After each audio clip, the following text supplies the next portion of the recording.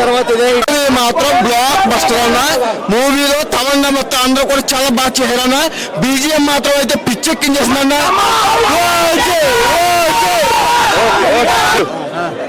సినిమాలో అకిరానందన్ ఉన్నాడని అందరు బయట టాక్ ఉంది. అది ఇంతవరకు సెకండ్ హాఫ్ ఉంది. సెకండ్ హాఫ్ ఉంది. ఫస్ట్ హాఫ్ అయిపోయింది. సెకండ్ హాఫ్ ఉన్నాడు Akira Nandan. Distract second half last ఉన్నాడు. ఊతకోట 12 నెలల నుంచి తొడగొడదాం అనుకుంటున్నా. ఇప్పుడు మెడల్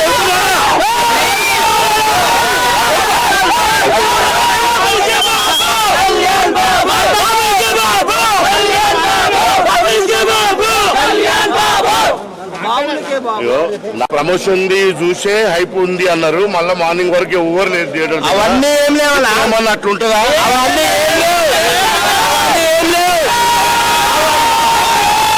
పవన్ కళ్యాణ్ స్క్రీన్ మీద కనపడి నలుగురు నరికి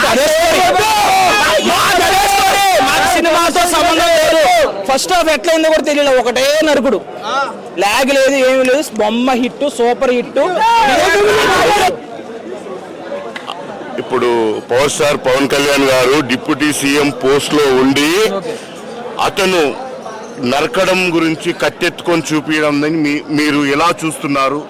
ఛత్రపతి శివాజీ మహారాజు కత్తిచ్చింది శ్రీశైలం భ్రమరాంబికా దేవి.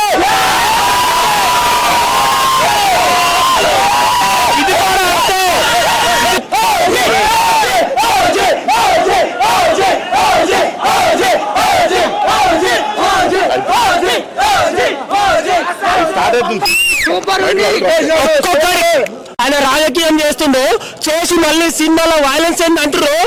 అరే జర గుర్తు పెట్టుకోరా, ఇది సినిమా ఆయన బతకడానికి తీస్తుండు. ఆయన ఏమి అవి చేస్తలేడు.